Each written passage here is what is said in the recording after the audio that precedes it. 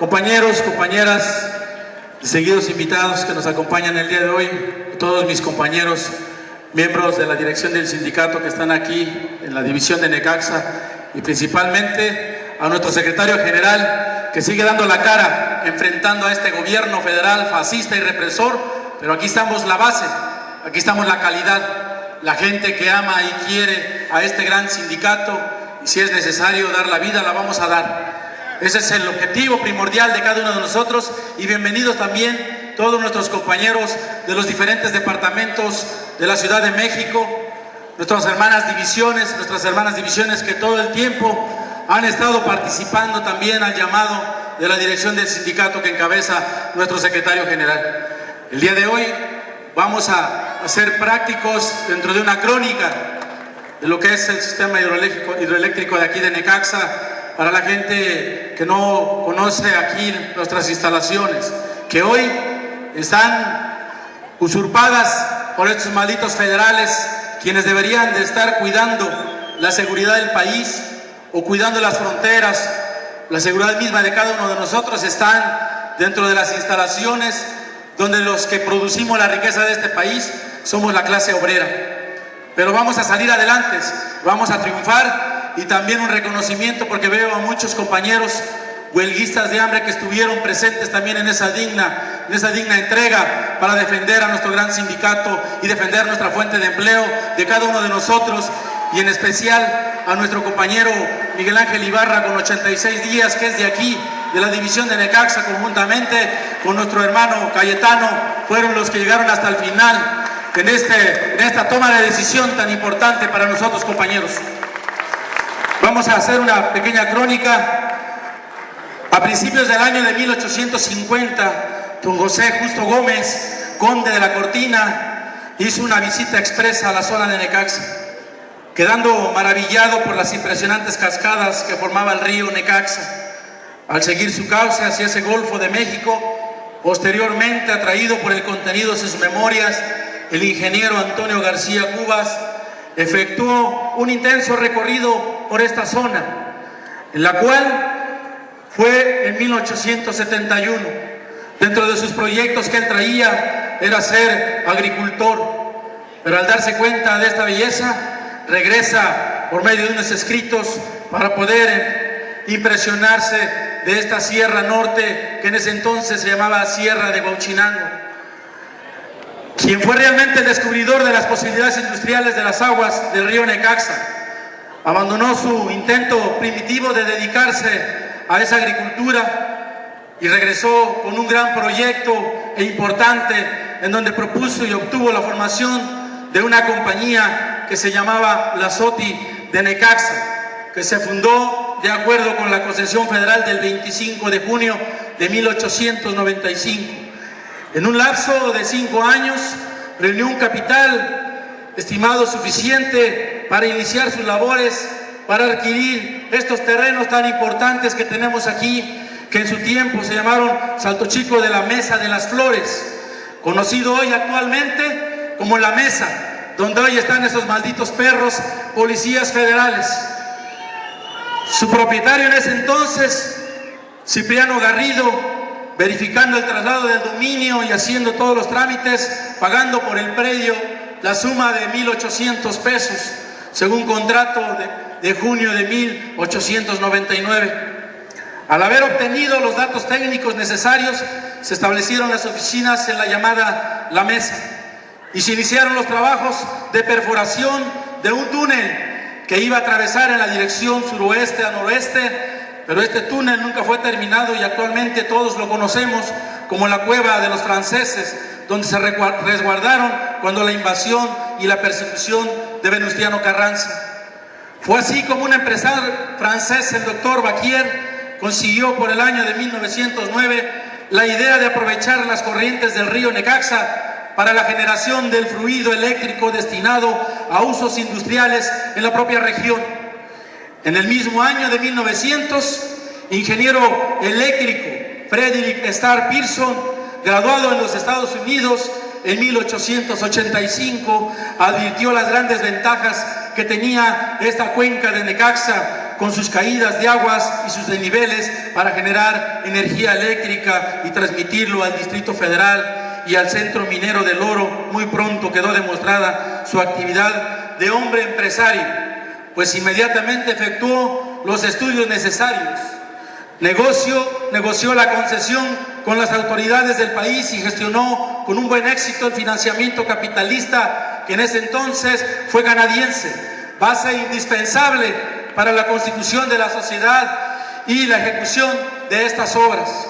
El 24 de marzo de 1903 se firmó el contrato por el que el secretario de Estado y del Despacho de Fomento, Colonización e Industria, en respuesta del Ejecutivo de la Unión, otorga la concesión de las aguas de la cuenca de Necaxa a la Mexican Lion Power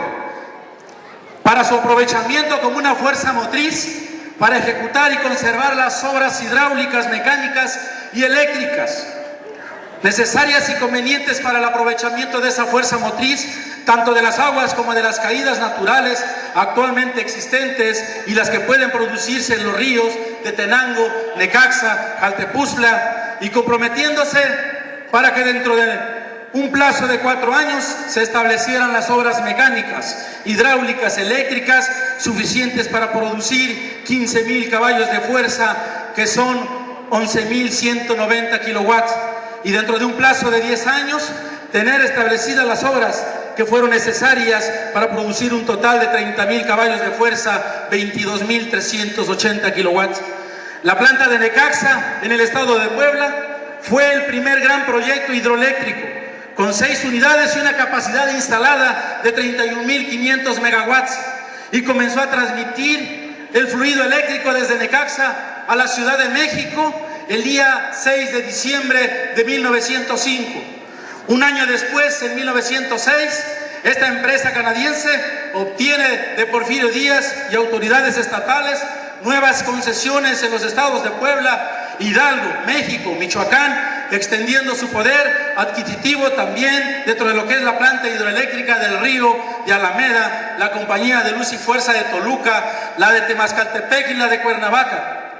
Ahí comenzó a elevar la capacidad de nuestra planta hidroeléctrica de Necaxa, modernizando también las condiciones de Nonualco y en ese entonces nuestra planta hidroeléctrica de Tepeche. Necaxa fue determinante para el crecimiento económico. La Mexican Lion Power en la zona central del país para el año de 1906 compartía en esta posición con la compañía de tranviarios una gerencia común para las dos empresas. El gobierno de Díaz lo planificó con muchísima anticipación. Para el caso de la capital se inició un ambicioso programa que permitió pasar de la generación reducida de energía en las 4 plantas termoeléctricas como fue Nonualco, Verónica, Indianilla y San Lázaro, a los 100,000 caballos de fuerza que en ese entonces históricamente nuestra planta hidroeléctrica de Necaxa fue capaz de producir en 1910. La obra civil, una de las mejores muestras de la capacidad de los trabajadores e ingenieros mexicanos como alemanes que también estuvieron dentro del diseño de la planta, construida en 1906. Basta decir que la cortina de la presa de estas construcciones fue con arcilla. Es una solución única en el mundo para la fabricación de estas cortinas. El sistema hidráulico de Necaxa, para disponer del canal hidráulico, se construyeron 5 presas para pasar al principio las aguas de los ríos de Necaxa, Tenango y Jaltepuzla, a los que se agregaron otros posteriormente, tales como la Alajalpa. Se construyeron una serie de canales y túneles, unos que tienen, como son los que conocemos, y los que no, la tercera división, con más de 30 kilómetros, considerados en ese entonces como los más grandes del mundo. Para hacer la obra hidroeléctrica se recubrió la población de varios pueblos que iban a ser inundados por las propias presas. La segunda planta de Tepeche, con una capacidad de 45 megawatts, los cuales entraron en servicio el 1 y el 2 de 1923 y el 3 de 1928. La planta de Tezcapa, puesta en servicio en 1928, con una potencia de 5.4 megawatts, los cuales era una totalidad de generación misma. La planta de Patla, puesta en servicio en 1954, tiene 3 turbinas con una potencia de 45 megawatts. Dentro de la importancia del sistema hidroeléctrico de Necaxa, dentro del sector eléctrico de México, en el caso de México se puede hablar del principio de nuestra propia revolución industrial. Solo hasta que Necaxa hizo posible uso de una gran escala de energía eléctrica para esa fuerza motriz y un alumbrado en la ciudad, en la capital. La importancia del sistema de Necaxa no solo para la historia del servicio eléctrico, sino para la historia del pueblo de México y del propio estado de Puebla en particular, en cuyo escudo representativo de los 4 elementos aparecen nuestras plantas hidroeléctricas y principalmente la planta de Necaxa. Los impactos territoriales, ambientales, sociales, económicos y culturales de un sistema de este tipo sobre la vida de los habitantes de los lugares donde se emplaza y al mismo tiempo las grandes exigencias de los conocimientos que se requieren los diseñadores y operadores del mismo. Cuestión profundamente menospreciada por quienes ven en la propiedad de la electricidad solo un negocio, ignorando los enormes esfuerzos y el cúmulo de conocimientos que poseen los ingenieros, técnicos y en general los trabajadores del sector eléctrico. La historia de la industria eléctrica en México, para situarla al lugar que ocupa Necaxa en este proceso,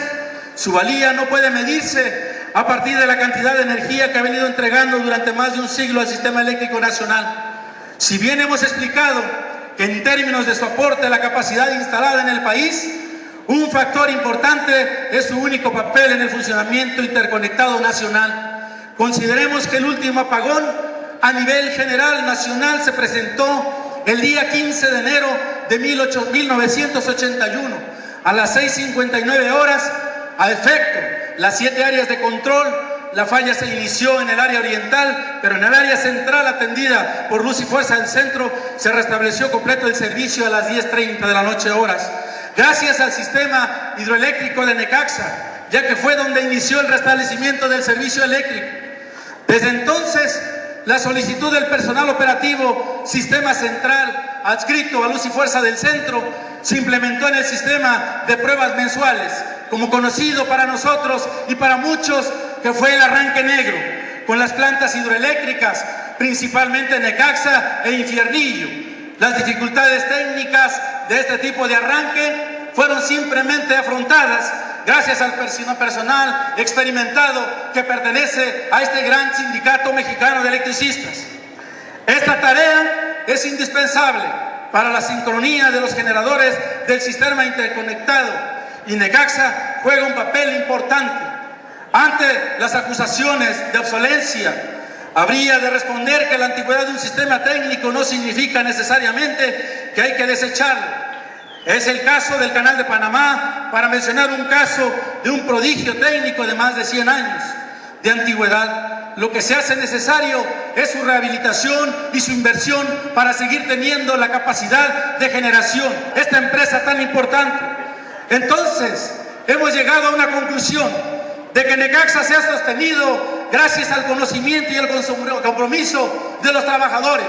Por eso es muy importante que desde aquí, desde este estadio 14 de diciembre, desde aquí de esta división, cuna de la industria eléctrica, le digamos a este estúpido presidente Felipe Calderón